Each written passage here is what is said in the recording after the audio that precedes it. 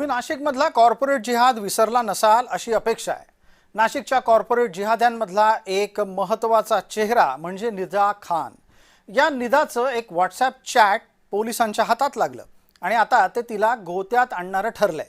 आणि यामुळेच उकल होतीये की टाटा कन्सल्टन्सी सर्व्हिसेसच्या आडून धर्मांतरणाचं रॅकेट चालवणारी निदा खान सापडली कशी। नमस्कार, मी प्रसाद काथे। या विशेष कार्यक्रमात आपल्या सगळ्यांचं स्वागत। निदा खान ही नाशकातून सध्या आपल्या जामिनाच्यासाठी सुटकेचे हर तऱ्हेने प्रयत्न करते। संभाजीनगरातून ती हाती लागली आणि ती हाती लागल्याच्या नंतर आत्तापर्यंत तरी पोलिसांच्या ताब्यात आहे। निदा खान सापडली ती संभाजीनगरमध्ये MIMच्या नगरसेवकाच्या वास्तूमध्ये ती लपून बसली होती। पोलिसांनी तिला पकडून न्यायालयामध्ये हजर केलं आणि तिचा ताबा मिळवला। त्यानंतर अनेक सुनावण्यांमध्ये निदाचा कॉर्पोरेट जिहादमधला सहभाग दाखवण्यासाठी पोलीस प्रयत्नशील आहेत।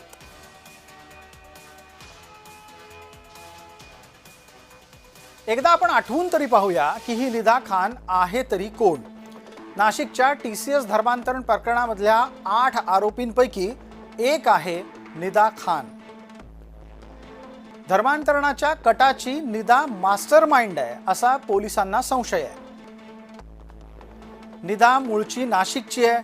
ती कॉमर्स या शाखेमधून पदवी प्राप्त विद्यार्थिनी आहे। गेल्या काही महिन्यांपासून MBAचं दूरस्थ शिक्षण निदा खान घेत होती। डिसेंबर 2021 मध्ये नाशिकच्या टाटा कन्सल्टन्सी सर्व्हिसेसच्या कॉल सेंटरमध्ये निदा खाननं आपली नोकरी सुरू केली आणि तिथेच निदानं आपल्या धर्मांतरणाच्यासाठीच्या आवश्यक त्या जाळ्या टाकण्याच्या कार्यक्रमाला हाती घेतलं। ती HR होती असा प्रचार झाला, मात्र तसं काहीच नव्हतं। 2022 ते 2026 पर्यंत निदा तिच्या कार्यालयात धर्मांतरणाचं रॅकेट चालवत होती असा आरोप आहे। निदाचं गेल्या वर्षी लग्न झालं एजाज याच्यासोबत। काही आठवड्यांपूर्वी ती एजाज सोबत मुंबईमध्ये स्थायिक झाली अशी माहिती पोलिसांना कुटुंबियांनी दिली आहे।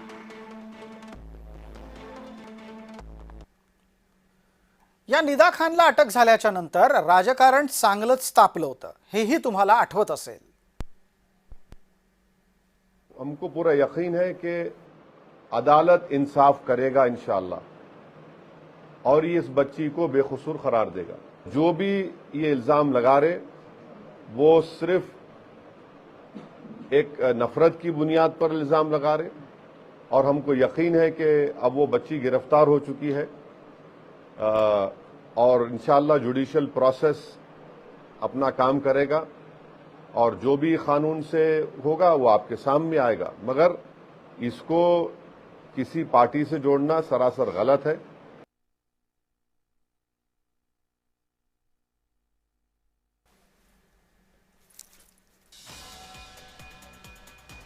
निदा खानचं व्हॉट्सॲप चॅट पोलिसांच्या हाती लागलंय। निदा खाननं नवऱ्याशी केलेलं संभाषण हे त्यामध्ये नमूद होतं। यामुळे आपल्याला लक्षात घ्यायला लागेल की निदा खान हिच्या मोबाईलमधून व्हॉट्सॲप चॅट मिळवण्यासाठी पोलिसांना आवश्यक ते सहकार्य मिळालंय। आपण पाहतोय आता की निदा खानचं व्हॉट्सॲप चॅट आहे तरी काय। निदा आपल्या नवऱ्याला म्हणजेच एजाजला मेसेज करते।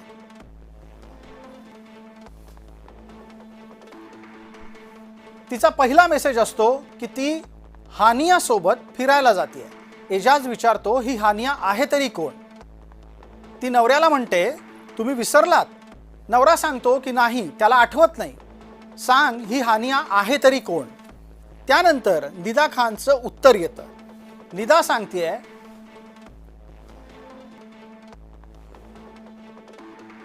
त्यानंतर निदा खानचं उत्तर येतं की ती कन्व्हर्ट झालेली मुलगी तीच हानिया आहे।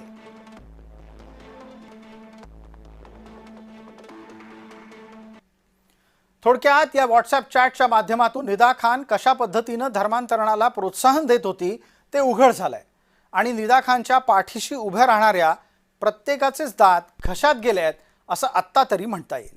तुर्तास इतकंच। आपण पाहत रहा फक्त जय महाराष्ट्र।